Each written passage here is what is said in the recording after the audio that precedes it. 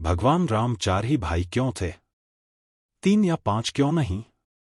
और अगर 4 भाई थे तो लक्ष्मण ही राम के साथ वनवास के लिए क्यों जाएंगे? और भारत ही खड़ाऊ रख के शासन क्यों करेंगे?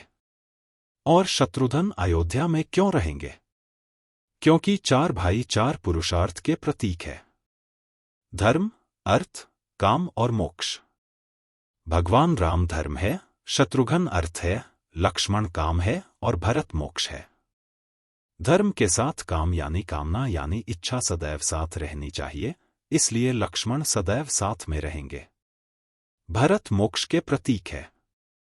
अयोध्या में सिंहासन पर खड़ाऊ रखकर यानी धर्म के किसी प्रतीक को रख के तपस्या करेंगे, मोक्ष प्राप्त होगा। और शत्रुघ्न अर्थ के प्रतीक हैं, तो इसलिए वह राजधानी में ही रहेंगे, अर्थ कभी छोड़ के नहीं जा सकता।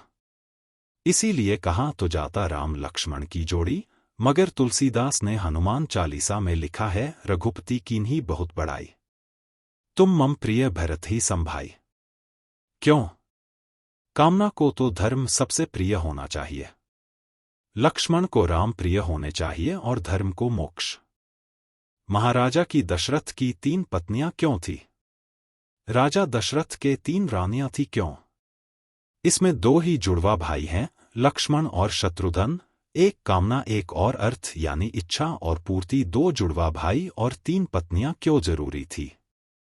यह चारों चीजें एक ही स्रोत से नहीं आ सकती। धर्म सतों गुण से आएगा, तो कौशल्या जी सतों गुण का प्रतीक है, तो वह राम की मां है।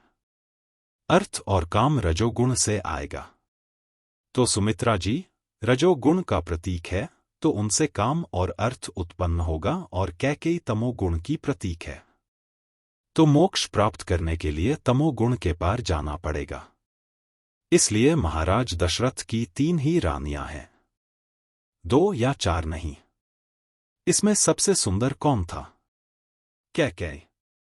तमोगुण सबसे आकर्षक होता है और अक्सर उसी के पीछे बहुत सारी अनिष्ट की संभावनाएं भी छुपी रहती है। तो मैं कह रहा हूं, अगर थोड़ा सा गौर से पढ़ोगे तो एक एक चीज में इतना गहरा अर्थ निकलेगा।